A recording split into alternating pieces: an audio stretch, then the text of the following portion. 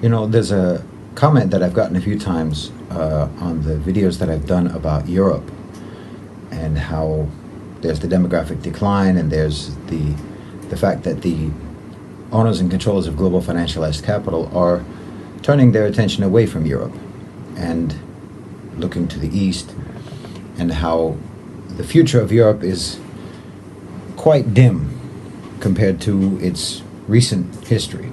Its recent history being already an anomaly in its overall history, meaning the brief period post-World War II of peace and security and prosperity and stability and all of that, that's an anomaly in European history. The future looks much less like that 70, 80 years of history. And it's going to start to look a lot more like the overwhelming majority of European history, which is a lot of deprivation, a lot of strife, a lot of war, a lot of conflict, poverty, and feudalism. That's basically what the future of Europe looks like.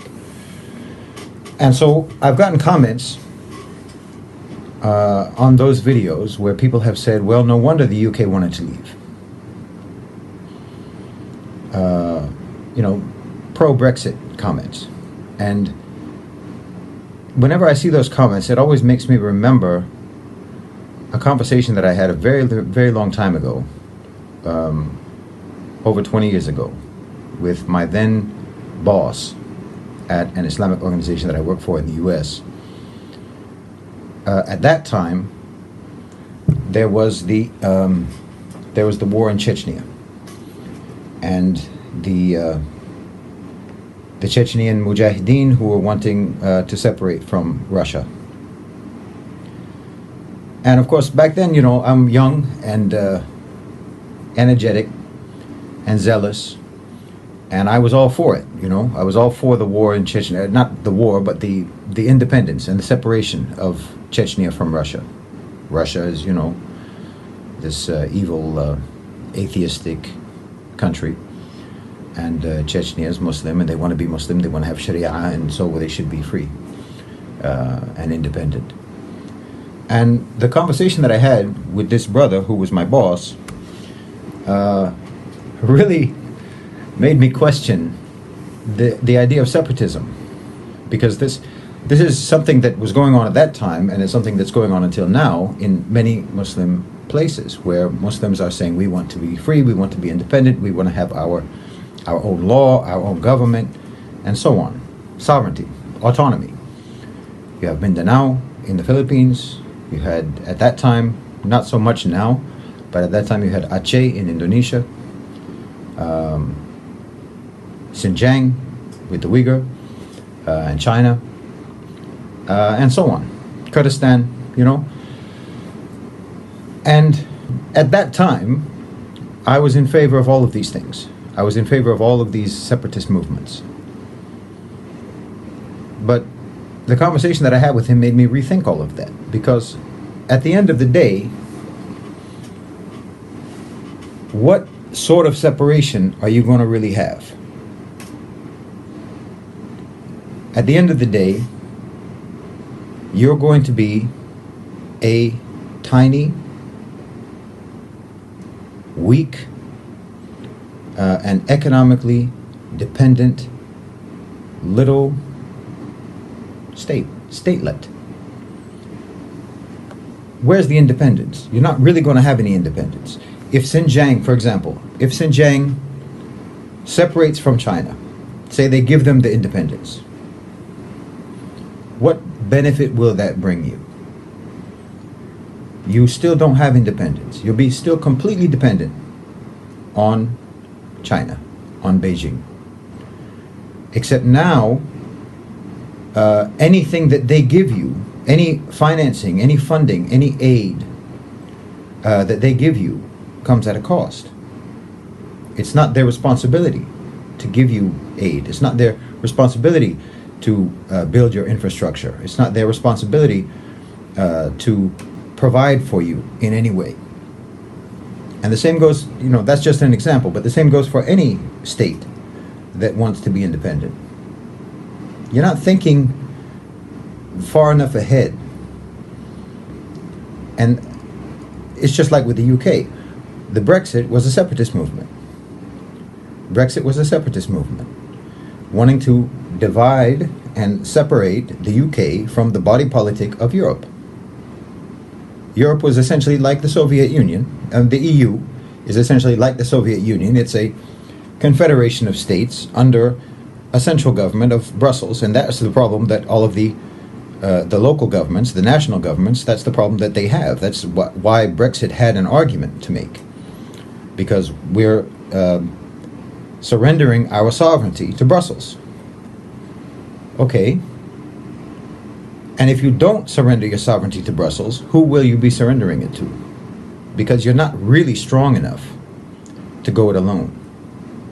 I know that's hard for the UK to hear, but when there's something called the United States, an economic superpower, a military superpower, that has no real rivals in the world,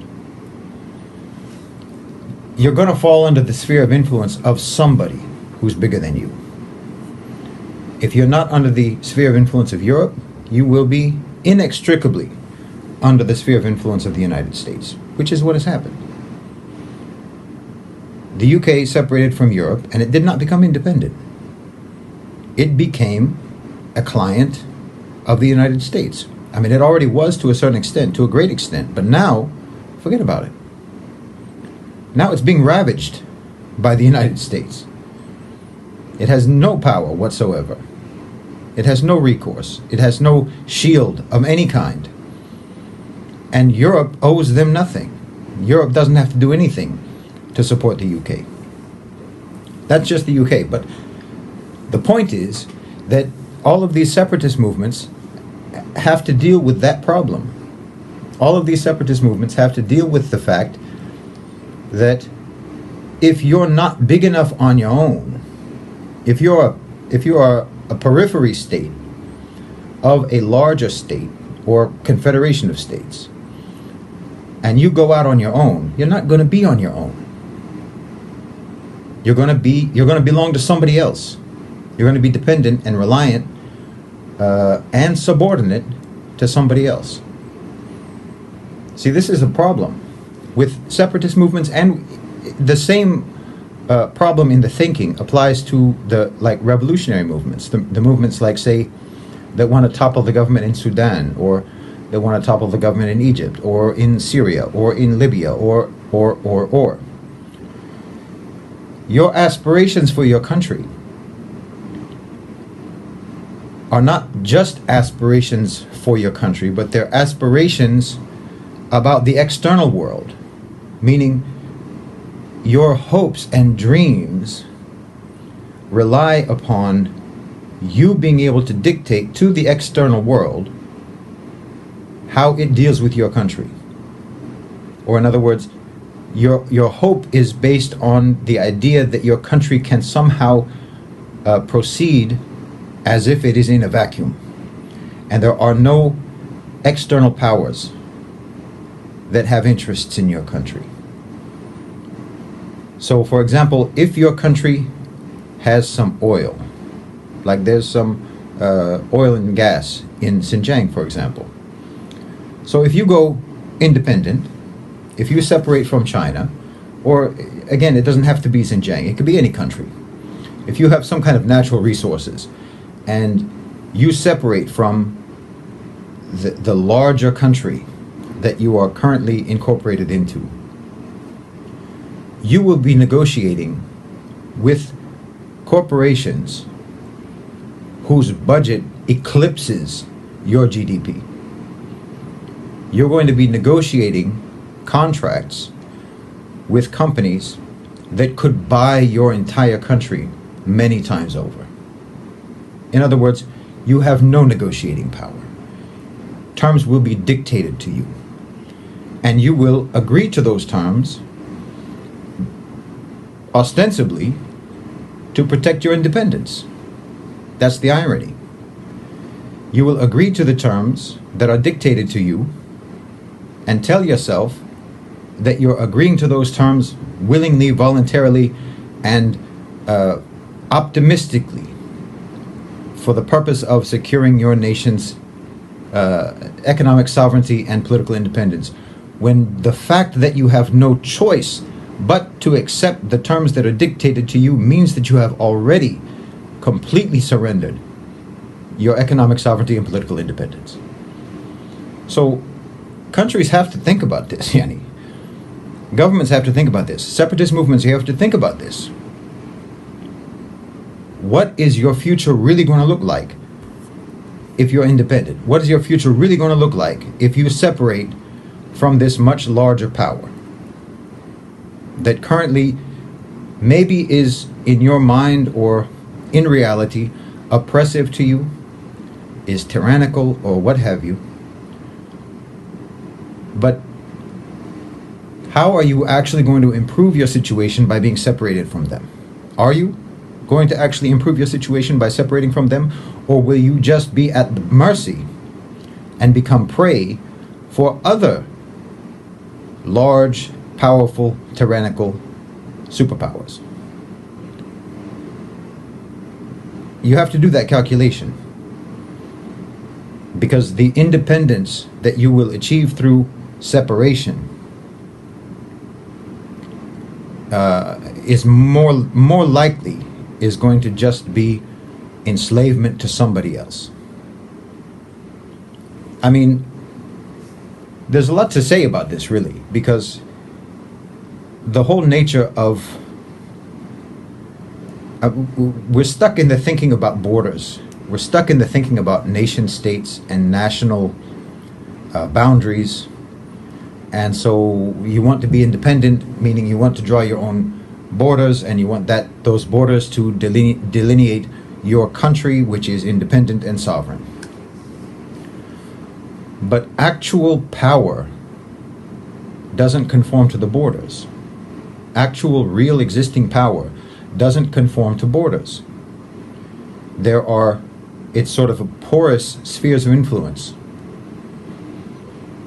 So the empire, an empire, doesn't have borders now, and it doesn't belong to a nation. It is wherever it has influence. An empire rules wherever it has influence, regardless of whether or not they have troops there, regardless of whether or not they have their citizens there, and so on. They have their companies there. They have influence there. Economic influence, political influence, geostrategic influence. So there are different realms of power. There's the sort of now, what is now sort of an archaic version of one realm, which is an actual physical dominion, physical boundaries of a state. That's one version of an entity. But power doesn't operate like that anymore. Power isn't confined by borders. Power is expansive, and it moves, and it floats above borders. So real existing sort of empires, like for example, we talk about American imperialism.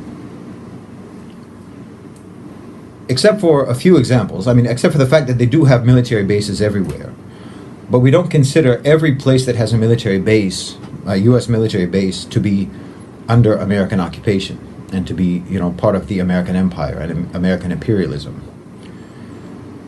We think about American imperialism as countries that are under the undue influence of the United States, culturally, economically, politically, and of course militarily.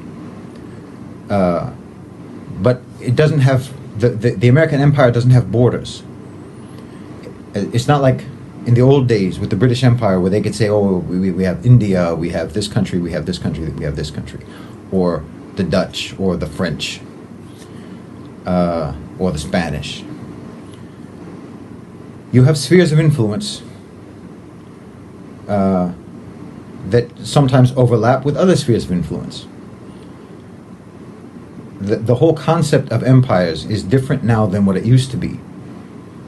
But the actual power that empires today have, particularly the empire of capital, is greater than any empire that preceded it. So, for example, I mean, continuing on this same train of thought, the Khilafah, as an Islamic empire, was going to be dismantled one way or the other. I mean, we can all be mad at Ataturk and blame him, even though, practically speaking, much of the Muslim world had already been colonized by the time Ataturk did what he did. It was almost by dismantling or by announcing the end of the Khilafah, it was just sort of formalizing what had already taken place on the ground. And that was something that was bound to happen, because in the modern world, empires don't function the way they used to. The British Empire was dismantled, French dismantled, Dutch dismantled. Every empire was gone in the 20th century. By the old definition and the old understanding of what an empire is, all of them ended in the 20th century. The physical manifestation of empire ended for everybody in the 20th century, not just the Muslims. Every empire, every traditionally defined empire ended in the 20th century. But they continued to exist. British influence continued and continues to exist in its previous colonies. French influence continues to exist in its previous colonies. Muslim influence obviously continues to exist in all of the countries that were under the Khilafah. We're all still Muslim, alhamdulillah. Islam is still our religion. Our culture has remained Islamic. Our belief, our practices, and so on. Our law remains, in terms of the law that individuals adhere to. There's the state law, there's the law that's on the books, and even in most Muslim countries, the laws that are on the books say on paper that they are inspired by or based upon, their foundation is the Sharia. But even without that, what the people themselves follow is the Sharia, as much as they can, just like they always did. So functionally, not much has changed.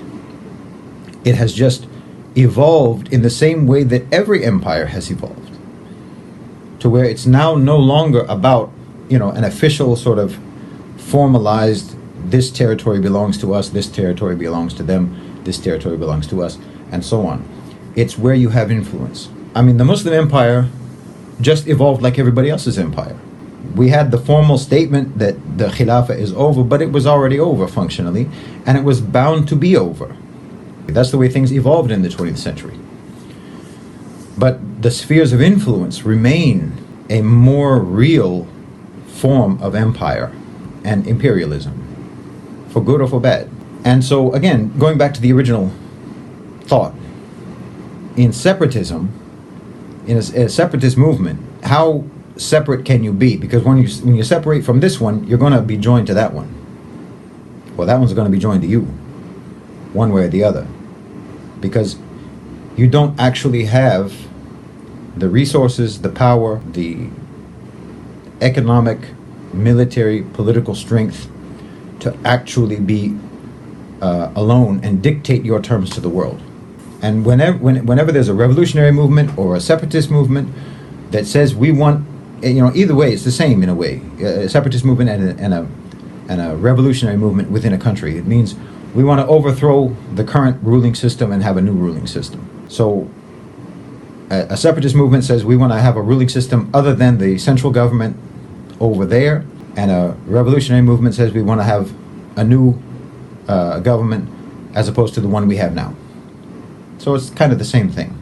And either way, in both of those scenarios, the people who are pushing for that are not considering the sphere of influence that their country is in and will remain in after their separation, after their separatist movement succeeds, or after their revolution succeeds. You're still going to be within that same sphere of influence that you are now.